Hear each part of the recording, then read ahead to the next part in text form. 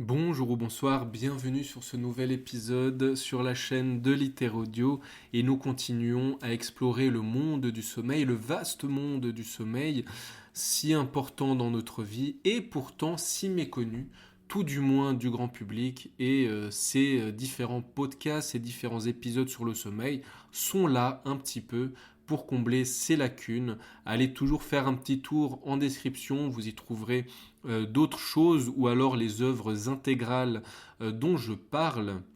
Et aujourd'hui, contrairement aux épisodes précédents et probablement à la plupart des épisodes à venir sur ce sujet-là, je souhaitais faire un épisode davantage axé philosophie slash poétique. Et pour cela, qui de mieux que d'inviter Friedrich Nietzsche, qui a aussi écrit sur le sommeil. Alors il a écrit, alors je ne sais pas s'il y a tout ce qu'il a écrit sur le sommeil, mais j'ai en tout cas trouvé deux bouts de texte que j'ai trouvé vraiment très très intéressants et plutôt beaux à lire, vraiment. L'un est issu de Humain trop humain, l'autre de Ainsi parlait Zarathustra. Voilà. C'est parti pour la lecture de ces deux textes de notre ami très très moustachu.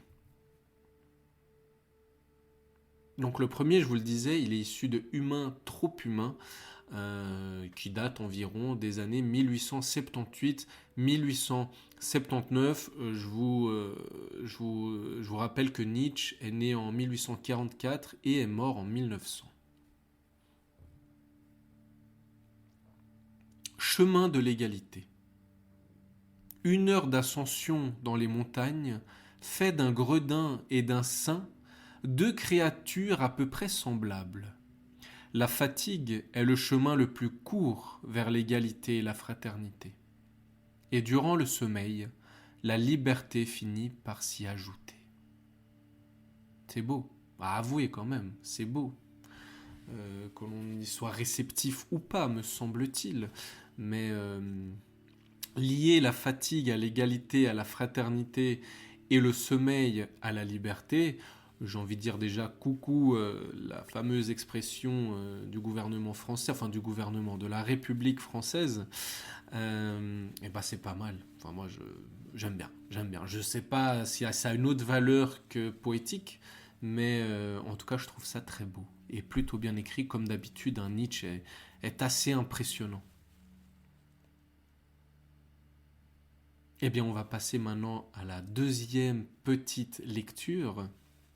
Donc, je vous le rappelle, issu des Chers de la vertu de Ainsi parlait Zarathustra. Quand vient la nuit, je me garde bien d'appeler le sommeil. Il ne veut pas être appelé, lui qui est le maître des vertus. Mais je pense à ce que j'ai fait et pensé dans la journée. En ruminant mes pensées, je m'interroge avec la patience d'une vache et je me demande: quelles furent donc tes 10 victoires sur toi-même? Et quelles furent les 10 réconciliations? Et les 10 vérités? Et les 10 éclats de rire dont ton cœur s'est régalé? En considérant cela, bercé de 40 pensées, soudain, le sommeil s'empare de moi. Le sommeil que je n'ai point appelé le maître des vertus. Là encore, c'est extraordinaire et Nietzsche, finalement, nous propose presque une technique de développement personnel, même si j'aime pas du tout ce terme-là. D'ailleurs, des gens seront tentés de classer cette chaîne, ces épisodes, dans le développement personnel. C'est à vous de voir.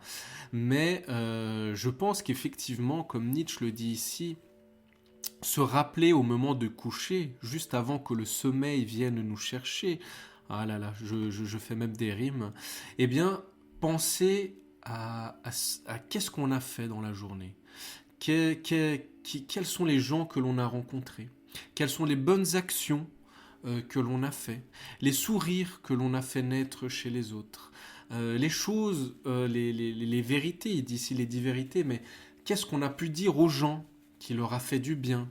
Peut-être que ça les a fait pleurer, mais vous savez, parfois, c'est nécessaire de faire pleurer les gens pour leur bien. même si évidemment on n'est pas forcément toujours les mieux placés pour le savoir, mais en tout cas, me semble-t-il que c'est important de faire le point de la journée et de se rappeler des belles choses, des belles personnes que l'on a rencontrées. Voilà. Et c'est peut-être comme ça que l'on tombe aussi dans le sommeil de manière apaisante. Voilà. C'était le petit point, c'était le petit épisode très court, comme ces derniers épisodes d'ailleurs, hein, je vous en prépare un bien plus long avec une grosse lecture, vous verrez. N'hésitez pas à venir refaire un tour sur cette chaîne, que vous soyez sur YouTube ou sur Spotify. Surtout si vous vous intéressez au sommeil, mais pas que. Mais actuellement, je suis sur le sommeil, parce que moi-même, j'ai vraiment besoin de mieux dormir. Allez, merci à toutes et à tous. Je vous souhaite une bonne nuit ou une bonne sieste.